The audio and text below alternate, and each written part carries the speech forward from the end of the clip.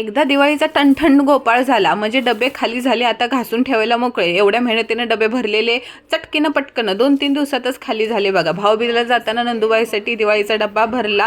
डब्यापेक्षा tension की ह्या लोकांना भाऊबीजेला गिफ्ट काय द्यायचं असतं. एक माझ्या नंदचा, एक भाऊजाचा, एक भावाचा आणि एक माझ्या भाच्यांचा, असे 3-4 गिफ्ट होते बघा. मी वाटतोय की नाही चला रोडवरच्या सिग्नलसारखा लाल पिवळा निळा. कारभारी म्हणतात ड्रेससारखी मॅचिंग, हातात पिशवी पण घेतली. अहो सामानच एवढं झालेलं. दिवाळीचा डब्बा पण होता आणि सोबत गिफ्ट पण होते.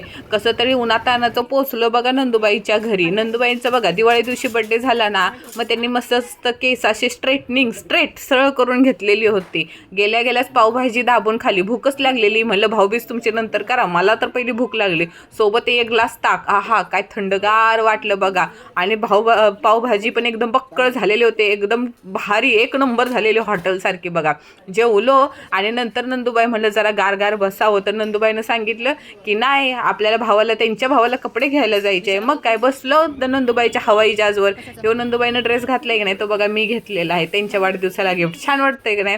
तिथं गेलो बाबा, तिथं अर्धा पाऊण तास बसला. अख्ख्याच्या अख्खा गोदाम खाली केलं तरी पण नंदुबाईला काय बसत नव्हतं. नंदुबाईला म्हटलं तुमचा हवाई जहाज खाली हळूहळू चालवा, नाहीतर रस्त्यावरनं डायरेक्ट आकाशातच उडायचं आपला हवाई जहाज. नंदुबाई बोलले चला टेन्शन नका घेऊ, मी आहे ना. आम्ही डायरेक्ट गेलो मंदिरामध्ये. तिथं बघा ही सरस्वती आणि ब्रह्मदेव जे होते की नाही त्यांचं सुद्धा दर्शन झालं बघा. आपले गणपती बाप्पा, दुर्गा माता आणि हनुमानजी सगळे एकाच मंदिरात असल्यामुळं. आता मोठ्या व्हिडिओला कोणीतरी कमेंट केलं ह्याचा ॲड्रेस सांग. आता मला माहीत नाही, नंदुबाईचा एरिया असल्यामुळे मला तिथला काय ॲड्रेस वगैरे माहीत नाही.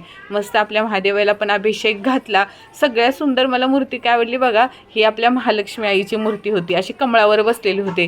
ते कलरचे वस्त्र घातलेत ना त्यामुळे कमळ दिसत नव्हता. म्हणजे चला लवकर पटापट सांजेपर्यंत टायमिंग झाले. तुमचं रक्षाबंधन पण भाऊबीजसुद्धा करायचे आहे. माझ्यासाठी खास नंदुबाईने कळीचे लाडू बनवलेले. माझा डब्बा इकडं जेवढा मोकळा झाला तेवढाच नंदुबाईनं भरून पण दिला बघा. कशा खोपच्यातनं दिवाळी काढतात आहे.